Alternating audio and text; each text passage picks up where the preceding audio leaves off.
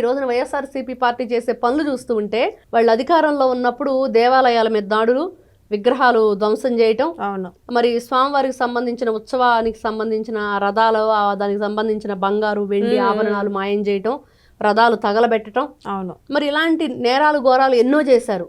చేసి దాన్ని వాళ్ళు ఎక్కడ కూడా మరి ఇలా జరిగింది, మరి ఎవరి వల్ల జరిగిందనే విచారణ చెయ్యకపోగా ఎవడో పిచ్చోడు చేశాడని, కందిరీగల రథం తగలబెట్టిని అని, ఎవడో పిచ్చోడు విగ్రహాలు ధ్వంసం చేశాడని సమర్థించుకున్నారు. అవును మరి ఈ రోజున వీళ్ళు అధికారంలో లేకపోయినప్పటికీ ఒక అధికారంలో ఉన్న ఎమ్మెల్యే మీద అవును కూటమి ప్రభుత్వం ఈ రోజున అధికారంలో ఉండి ఆ కూటమి ఎమ్మెల్యే మీద, అందులోను డిప్యూటీ స్పీకర్ గా ఉన్న వ్యక్తి, అవును ఆయనకి ఎంత సెక్యూరిటీ ఉండిద్ది, అణువణువున వాళ్ళు మొత్తం అంతా అక్కడ సెక్యూరిటీ ఉంటది, అంత ఇదిగా ఉన్నా కూడా మరి వీళ్ళు ఇంత దారుణంగా ప్రవర్తించారంటే ఇంకా కామన్ మ్యాన్ అయితే ఏంటి? అవును ఇట్లాంటి వ్యక్తులు మనం చూసాం. తోట చంద్రయ్య నడి రోడ్డు మీద గొంతు కోసిన కిరాతకులు వీళ్ళు.